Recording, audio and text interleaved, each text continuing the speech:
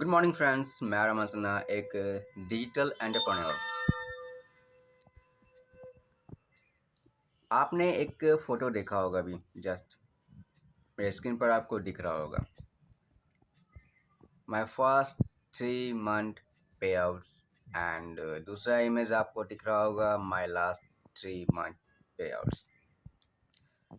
किसी बिजनेस का शुरुआती दौर काफ़ी कठिन होता है। आप यहाँ पे देख रहे हो कि माय फर्स्ट 3 मंथ्स पे आउट मात्र और मात्र 394 रुपया। जब आप बिजनेस को शुरुआत में कर रहे हो, क्या एकाएक बिजनेस ग्रो करता है? अगर एकाएक ग्रो करता है, इतने हम भाग्यशाली होते हैं तो हम मिडिल क्लास फैमिली में जन्म ही नहीं लेते। जितने भी मिडिल क्लास के लोग इस वीडियो को देख रहे हैं, सुन रहे हैं, वीडियो को पूरा जरूर देखिएगा। जब आप किसी बिजनेस को स्टार्टअप कर रहे होते हैं, स्टार्टिंग में आपके पास नॉलेज कम होता है। सबसे पहले बात मैं बता दूं, एजुकेशन में जो आपको सिखाया जाता है, यहाँ पे वैसा कुछ नहीं होता। कभी भी आपको बिजनेस करने के बारे में ये एजुकेशन सिस्टम आपको एजुकेट नहीं करता। तो किसी बिजनेस को आप जब स्टार्ट कर रहे हो तो आपके पास बिजनेस करने का नॉलेज आपके पास नहीं होता है। तो सबसे पहले आपको बिजनेस के बारे में सीखना होगा, सीखना पड़ता है। स्टार्टिंग 3 मंथ्स का पे आउट 394 रुपया। क्योंकि किसी भी बिजनेस को आप स्टार्ट कर रहे हो तो टीम साइज आपके स्टार्टिंग में कम होते हैं, आपके पास नॉलेज कम होता है, आपके पास एक्सपीरियंस बहुत ही कम होता है।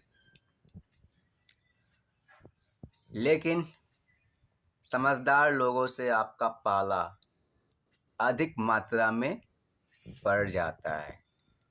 जी हाँ, समझदार लोग जो आपको बोलेंगे कहाँ फंस गया, 3 महीने मेहनत किया, मात्र 394 रुपया कैसे? मैं तो तुम ज़्यादा किए। लेकिन वहाँ पे ये नहीं देख रहे हैं कि अरे कोई नया बंदा ज्वाइन किया है किसी बिजनेस में तो उसके पास उसका एक्सपीरियंस नहीं है, उसका नॉलेज नहीं है।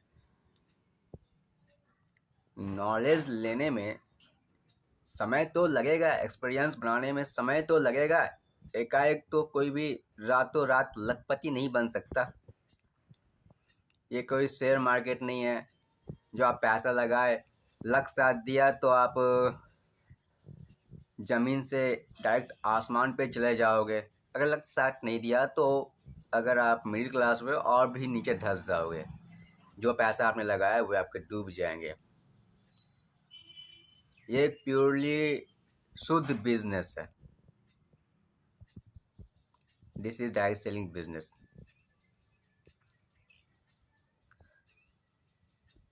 जैसे जैसे आपके टीम साइज बड़े होते हैं, आपके पास वैसे वैसे थोड़ा नॉलेज बढ़ता है, आपके पास थोड़ा थोड़ा एक्सपीरियंस आता है। हम इस बिज़नेस को कैसे करें, किस तरीके से करें। शुरुआती दौर में आई थिंक हर 15 साल में लोगों को क्लर्क की नौकरी नहीं मिलती। यहाँ पे अगर आप किसी भी बिज़नेस को स्टार्ट कर रहे हो तो आप लोगों से क्या उम्मीद करते हो कि 5 महीने में आप लाख रुपए कमा लोगे? पॉसिबल नहीं है भाई साहब। 15 साल आपने अपने पढ़ाई को दिया, वहाँ पे आपको 1 रुपए का कमाई नहीं होता है। यहाँ पे आप उम्मीद करते हो 2 महीने, 3 महीने, 4 महीने में आप लाख रुपए कमा लोगे, 1 साल में लाख रुपए कमा लोगे। कितना नाइंसाफ़ी है भाई, बहुत नाइंसाफ़ी है।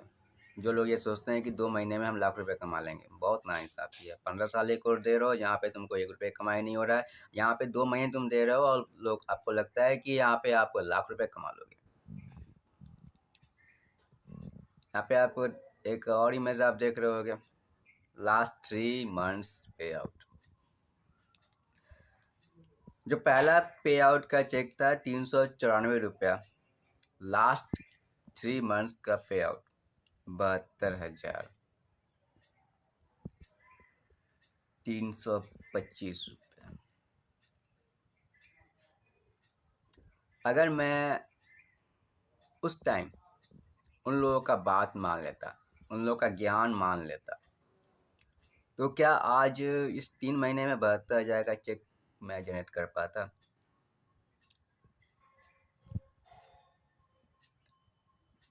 मैं उनसे पूछना चाहता हूँ जिन लोग अपने आप को ज्ञानी समझते हैं, ज़्यादा ज्ञानी समझते हैं। कभी तो कुछ वैसा काम किया नहीं। हमारे यहाँ ये एक मिडिल क्लास में ये ज़्यादातर देखा जाता है। लोग वो काम को दूसरों को ज़्यादा बताएंगे जो खुद कभी नहीं किया हो। ये हमारे यहाँ एक मिडिल क्लास फैमिली में ये ज़्यादातर देखा गया है कि अगर हम जिस काम को कर रहे हैं उस काम के बारे में हम अगले को नहीं बताएंगे, लेकिन हमने जो कभी किया ही नहीं उस काम को हम लोगों को बताएंगे, भाई तू ये कर, इसमें तुम सफल हो जाओगे। ये कहाँ का इंसाफ है भाई? मैं जानना चाहता हूँ, समझदार लोगों से मैं जानना चाहता हूँ कि जिस काम को आपने कभी किया नहीं उस काम को आप बता रहे हो लोगों को कि भाई तू ये काम कर, इसमें तुम सफल हो जाओगे। अगर हम बीमार पड़ जाते हैं तो हमें किसके पास जाना चाहिए? जिसने डॉक्टरी करी है उसी के पास जाना चाहेंगे ना। जो डॉक्टर बन के बैठा हुआ है, इसके पास एक्सपीरियंस है, नॉलेज है। या एक हम जाएंगे साइकिल मैकेनिक के पास, भाई मैं बीमार हूँ मेरा इलाज कर दो।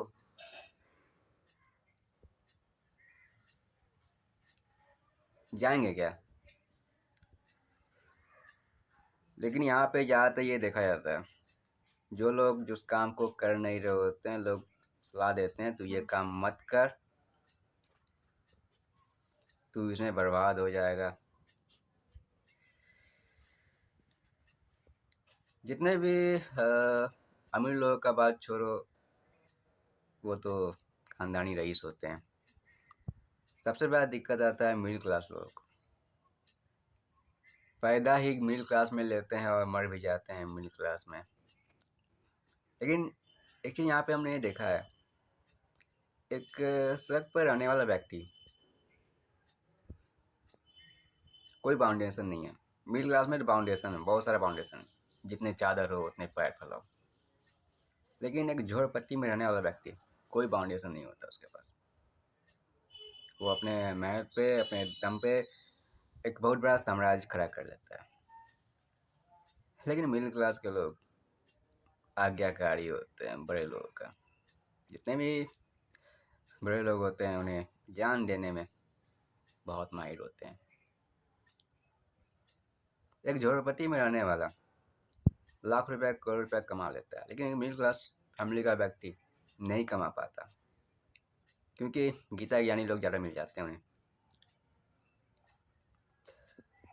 बात करें, लोग बोलते हैं पढ़ाई पैसे बनाने के लिए ज़्यादा मेहनत करो, ज़्यादा पढ़ाई करो, ज़्यादा डिग्री हासिल करो। दुनिया का सबसे अमीर इंसान की लिस्ट आप गूगल पे जाके आप सर्च करना, एक बहुत ही मज़ेदार बात है। 2022 में जो सबसे अमीर व्यक्ति इंडिया का और विश्व का 5वां सबसे अमीर व्यक्ति, पता है कौन है? ना वो ज़्यादा पढ़ा लिखा है, ना वो ज़्यादा ये ज़्यादा पढ़ा लिखा नहीं है, इतना समझ लो आप। ग्रेजुएशन फर्स्ट ईयर कंप्लीट किया, सेकेंड ईयर उन्होंने ड्रॉप आउट किया। मेरा ग्रेजुएशन भी पास नहीं है। पिता के पास थोड़ा बहुत बिजनेस था, लेकिन वो उस बिजनेस को हैंडल नहीं किया, अपने पिता के बिजनेस को नहीं संभाला, खुद का बिजनेस उन्होंने स्टार्ट किया। आज इंडिया के प्रथम अमीर व्यक्ति हैं और विश्व के 5वें। गौतम अडानी जी की बात कर रहा हूँ मैं। गूगल पे जाओ, आप सर्च करो, सबसे अमीर व्यक्ति, विश्व के 5वें सबसे अमीर व्यक्ति, इंडिया के फर्स्ट गौतम अडानी जी। ज़्यादा पढ़े लिखे नहीं हैं।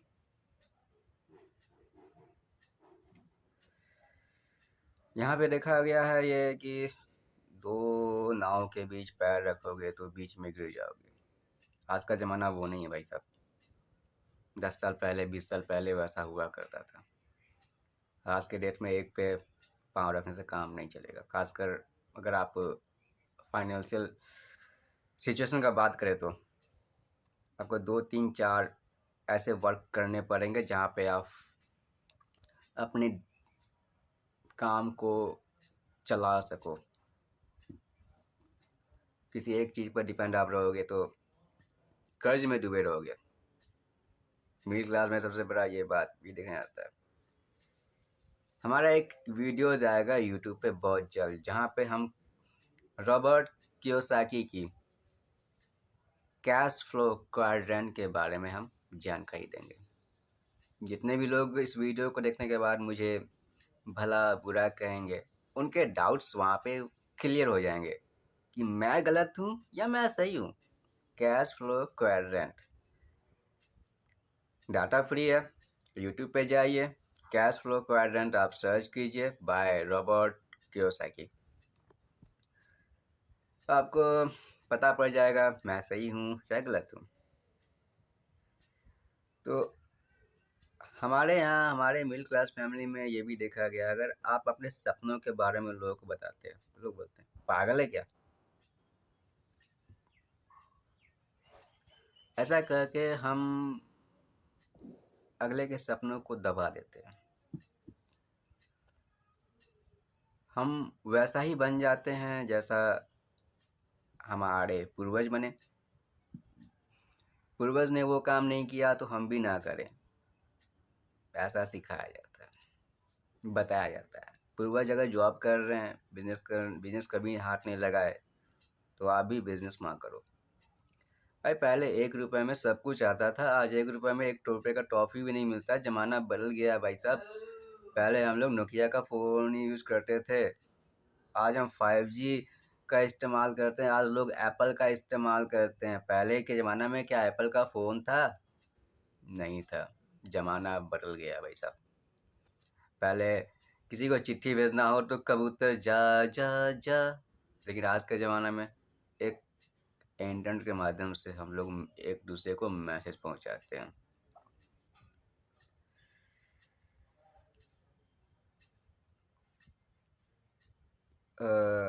मैं उन लोगों से रिक्वेस्ट करता हूँ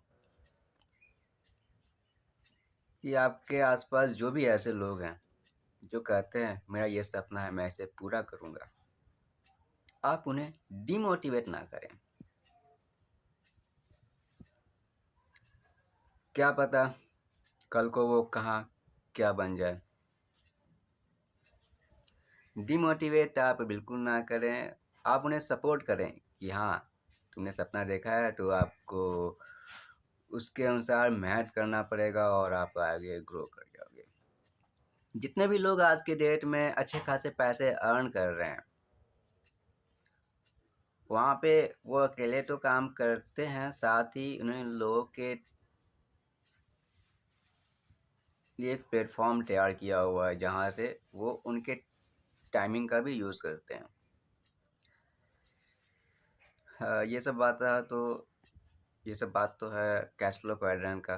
मैं आपको अपने यूट्यूब चैनल पर जो वीडियोस हमारे आएंगे उस पर आपको बताऊंगा। बस मुझे इतना आपसे अनुरोध है कि जितने भी लोग आपके आसपास के लोग जो भी सपने देखते हैं, उस सपने का मजाक मत उड़ाइए। मजाक उड़ाइए, अगला व्यक्ति उस मजाक को एज ए वेपन के रूप में इस्तेमाल करे। गिव अप ना करें। ज़्यादातर लोग गिव अप कर देते हैं। Never give up because nobody knows your potential, what you can do in upcoming future. Never give up. Thank you.